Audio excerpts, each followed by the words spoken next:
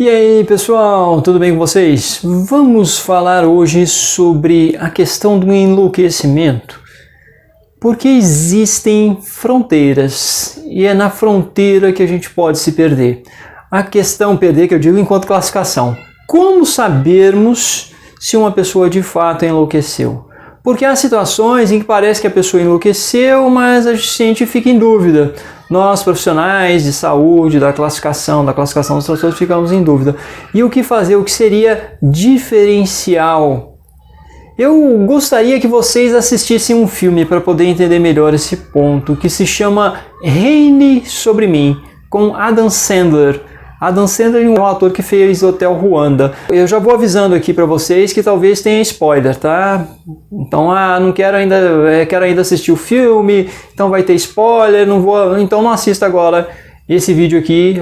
Primeiro assista o filme, depois você volta aqui para assistir o vídeo. O Adam Sandler é um personagem que enlouqueceu, que de certo modo enlouqueceu, mas o enlouquecimento dele é um enlouquecimento que talvez não seja um enlouquecimento psicótico, porque é possível talvez também se falar em quê? Se falar em loucuras clássicas e loucuras não clássicas, tá? Em loucuras psicóticas e loucuras não psicóticas, enlouquecimento neurótico, enlouquecimento em outro nível, enlouquecimento a partir de transtornos que não são transtornos psicóticos.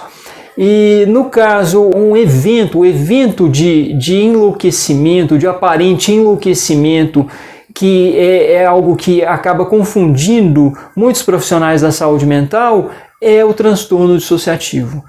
Existem então transtornos dissociativos de memória, transtornos dissociativos que têm sintomas de desorientação, a pessoa não sabe onde está, não reconhece os outros, a pessoa começa a se comportar de uma maneira que quem está por perto não consegue entender o que está acontecendo. Já acompanhei casos em que o paciente passa a ter uma fala como se fosse em um outro idioma, com um outro sotaque de um outro lugar do mundo. Já tive paciente que passou a ter de repente um sotaque castelhano e não conseguia mudar aquilo. E as pessoas estranhavam, causa muita estranheza, obviamente. As pessoas começam a estranhar, tem alguma coisa de errado com essa pessoa, o que está acontecendo? No caso, um outro paciente que passou a ter uma fala que era uma fala infantilizada, como se fosse fala de uma criança pequena. Então falava como se fosse uma criança pequenina mesmo, que troca as palavras, que estão com os fonemas ainda mal acabados e falando como uma criança bem pequena, de 0 a 3 anos de idade. E isso também causou muito estranhamento nos familiares, em quem convivia com aquela pessoa. As pessoas ficam sem saber o que fazer. E tem também a pessoa que de repente um dia acorda e diz que não está reconhecendo o filho, marido, são feitos todos os exames neurológicos possíveis, não se encontra nada, nenhum correlato neurológico para aquilo.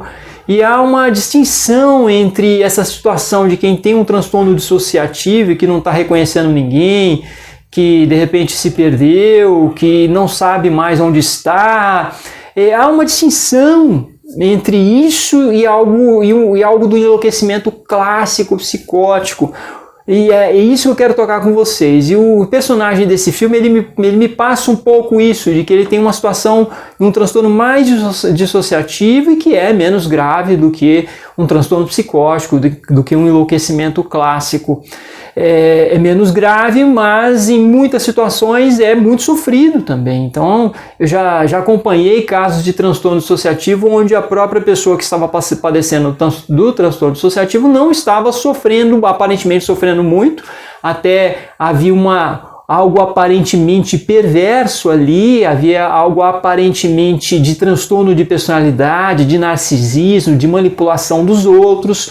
Então havia alguns sintomas de transtorno dissociativo, porém com alguns aspectos muitas vezes de manipulação e que são muito discutíveis mesmo numa equipe e tal, se aquela pessoa tem plena consciência do que ela está fazendo, porque havia a distinção entre fingir e não fingir. A pessoa está fingindo, o que está acontecendo? Então, e temos aquela possível explicação, aquela possível alusão a Freud. Aliás, uma coisa que muitos fazem alusão a Freud, mas eu nunca encontrei que Freud teria dito que essas pessoas estão fingindo, mas não sabem que estão fingindo.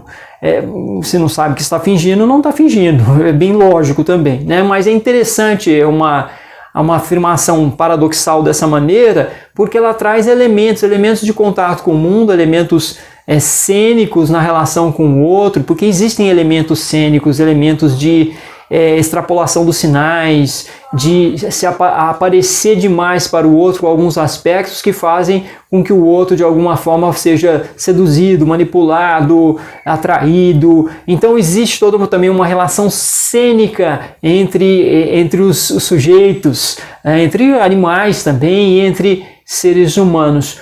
Esse é um ponto também. Então a pessoa está fingindo, mas não sabe o que está fingindo mesmo. O que está acontecendo? Esse é o ponto da questão do transtorno dissociativo. Em muitos casos, eu acompanhei situações em que era assim tão difícil de entender o que estava acontecendo, no sentido de que, como é que pode? Não é possível, a pessoa está aqui bem orientada, consciente, ela consegue organizar o discurso, o comportamento organizado, e de repente ela está com um comportamento assim, dessa maneira, em relação à sua orientação, à memória, em relação à maneira como ela se comporta. Então o sotaque totalmente alterado, a maneira de falar totalmente alterada. O que seria isso? E no caso, na época de Freud, por exemplo, era muito taxado como histeria, né? Então, isso é histeria e pronto, e hoje essa terminologia não é mais usada, esse tipo de classificação não é mais usado. Mas assim, o que está acontecendo? O que ocorre ali? Eu acho que é importante, então, distinguir, tentar ter um mínimo de distinção, de diferencial aí, de alguns aspectos diferenciais disso, do transtorno dissociativo, seus sintomas, para o enlouquecimento clássico psicótico. Então é importante fazer essa distinção, e no caso de um enlouquecimento clássico, de enlouquecimento psicótico, eu particularmente vejo que existe um potencial de dano auto e heterolesivo muito maior, principalmente dano autolesivo, da pessoa se machucar, dela se machucar seriamente. Então existe muito mais essa possibilidade em um enlouquecimento psicótico, um enlouquecimento clássico. E desorganização também, desorganização da rotina, desorganização do autocuidado, do discurso, do comportamento, um nível muito maior de desorganização, com muito mais potencial de dano, ao ponto da pessoa se perder, da pessoa voltar para casa toda muito machucada mesmo, tendo corrido sério risco, tendo desaparecido por vários dias, tendo passado várias necessidades, tendo ficado com a higiene absolutamente precária, enquanto que no transtorno dissociativo isso praticamente não ocorre muito pouco.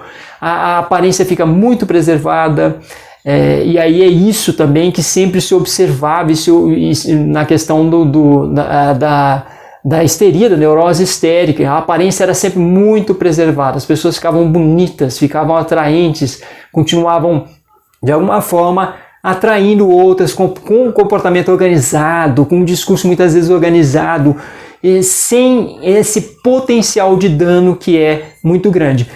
Porém, isso não quer dizer que não exista sofrimento. Eu já observei, em alguns casos, muito sofrimento. O sofrimento da pessoa estar naquela situação e, de fato, sofrer, chorar bastante, e não ser somente algo ali que serve como um elemento para comover quem está por perto, para conseguir vantagens. Não, já vi pessoas perderem o emprego, não conseguirem sair de casa, chega no consultório, chega no CAPS, elas estão muito abaladas, elas estão sofrendo muito, elas estão se sentindo culpadas, elas estão pedindo desculpa para a família. Então há situações em que observamos muito sofrimento, e essas são as situações, inclusive como a do filme Reine Sobre Mim, eu acho que é uma situação que traz muito isso, muito sofrimento. Essas situações fazem com que eu olhe para o caso e pense, olha, não há fingimento aqui de forma alguma, não há nenhum elemento de transtorno de personalidade, de manipulação, de tentativa de sedução, de controle, de conseguir algumas vantagens fáceis aqui. Não sinto isso em muitos casos que atendo, e outros sinto, como eu já coloquei aqui para vocês, e é importante aí que nós possamos entender essas diferenças, esses diferenciais básicos, porque eles vão de alguma forma, em muitos momentos, guiar algumas de nossas intervenções para saber quais são os limites de intervenções que podemos fazer de caso para caso, porque é a situação em que as pessoas simplesmente não estão minimamente capazes de perceber interações, estimulações e tentativas de influência, e essas situações elas ficam muito mais claras no caso de enlouquecimentos clássicos, enlouquecimentos psicóticos, são muito menos acessíveis à influência, muito menos acessíveis a uma interação mais significativa para poder, nos termos mais verbais, aí talvez, se produzir alteração de comportamento e poder ajudar esse tipo de paciente. Então é basicamente isso que eu trouxe aqui para vocês. Por favor, me ajude com o seu comentário. Comente aí com qualquer coisinha, a gente pode botar uns pontinhos, já ajuda. Só 2 pontinhos já está me ajudando. Escreva oi, qualquer coisa assim, olá, obrigado, que isso já ajuda a alimentar o algoritmo do YouTube. Dê o seu like, seu dislike, compartilhe nas redes sociais, se inscreva no canal. E também estou colocando links aí, link no primeiro comentário fixado, ou também talvez na descrição, para os meus livros na Amazon, assim como para o meu livro mais recente, que é Agonia e Sonho, Memórias e Reflexões de um Psicólogo no SUS, onde eu trago muito do que eu trago aqui para esse canal lá nesse livro, inclusive com diversas narrativas impactantes em casos extremos e reflexões conceituais, reflexões sobre esses casos, porém mais carregado, inclusive enquanto texto, enquanto trabalho, elaboração de texto e um trabalho acadêmico para que vocês possam aí ter um aprofundamento. Obrigado então e até a próxima!